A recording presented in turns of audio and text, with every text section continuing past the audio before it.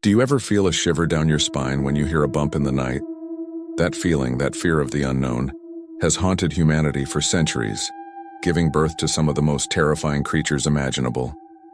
Monsters.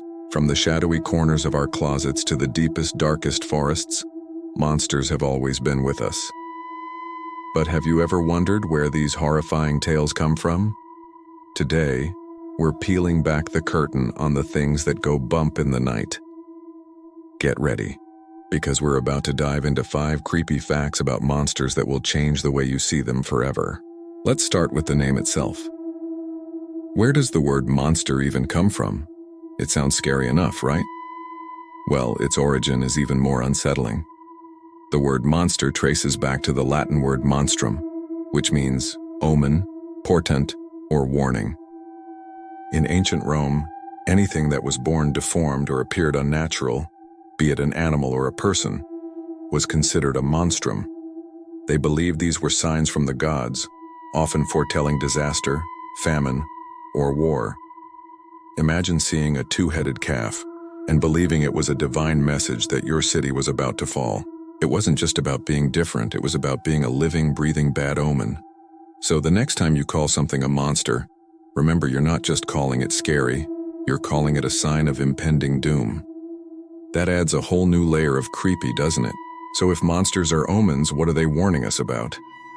This brings us to our second creepy fact. Many monster myths began as practical warnings to keep people safe. Think about it. Before we had streetlights and GPS, the world was a much more dangerous place. Parents couldn't just tell their kids, "Don't go near the river, the current is strong and you could drown."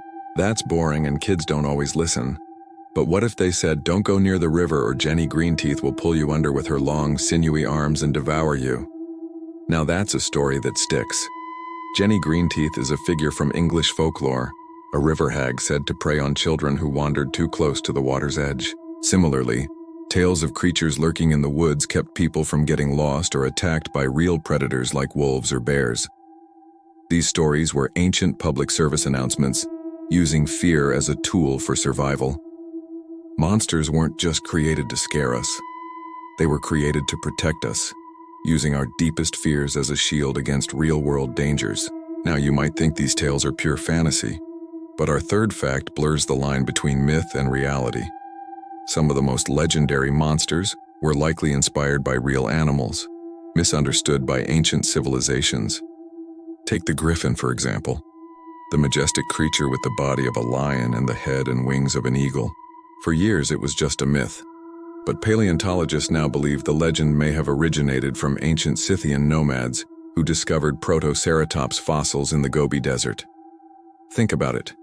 A beaked skull, a frill that could look like ears or wings, and a 4-legged body. To someone who had never seen a dinosaur fossil, it would look exactly like a mythical beast. Similarly, tales of sea serpents and krakens that could pull entire ships underwater. Those were probably inspired by sightings of giant squids or colossal squids, creatures we know are very real today. Imagine being an ancient sailor and seeing a 40-foot tentacle rise from the depths. You wouldn't think giant squid, you'd think sea monster. Our ancestors weren't just making things up, they were trying to explain a world full of creatures they couldn't comprehend.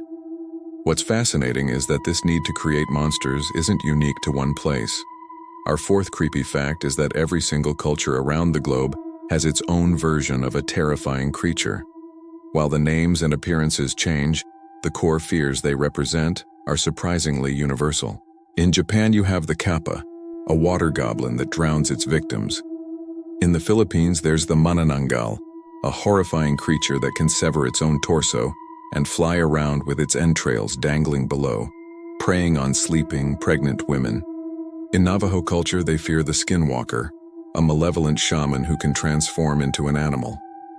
From the Wendigo of Native American lore, embodying winter and starvation, to the chupacabra of Latin America, a creature said to drink the blood of livestock, humanity has a shared global library of nightmares. This shows that no matter where we live or what language we speak, the fear of the dark, of being hunted, and of the unnatural is a fundamental part of the human experience. We all have our own monsters, custom-made for our deepest cultural anxieties. So why? Why are we so universally fascinated and terrified by monsters? This leads to our fifth and final fact, and it's perhaps the most unsettling of all. Scientists believe the fear of monsters might be hardwired into our brains. It's a primal, evolutionary instinct. Think back to our earliest ancestors on the savannah. They had to be constantly vigilant for predators, big cats in the tall grass, snakes in the bushes. The ones who were jumpy, the ones who saw a monster in every rustling leaf or shadowy shape, were the ones who survived. That hyper-awareness, that better safe than sorry instinct, got passed down through generations. Neurologists call it agency detection, our brain's tendency to assume that strange sounds or movements are caused by a living, thinking agent, probably one that wants to eat us. So that feeling you get when you're alone in a dark house and you hear a floorboard creak? That's not just you being paranoid. That's millions of years of evolution screaming at you that a predator might be nearby. Our fear of monsters isn't just a cultural quirk. It's a survival mechanism baked into our very DNA. We are programmed to believe in them. From ancient omens to evolutionary instincts, the story of monsters is the story of humanity itself.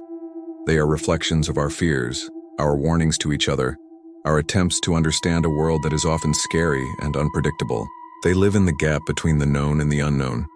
So the next time a horror movie makes you jump or a scary story keeps you up at night, remember that you're connecting with a fear that is ancient, universal, and deeply human. Monsters aren't just creatures of fantasy. They are a part of who we are. Thank you so much for joining us on this dive into the dark and creepy world of monsters. What's your favorite monster from folklore or film? Let us know in the comments below. We love hearing from you. If you enjoyed this journey into the shadows, please give this video a thumbs up and don't forget to subscribe and ring that notification bell. We have plenty more mysteries and creepy facts to explore together.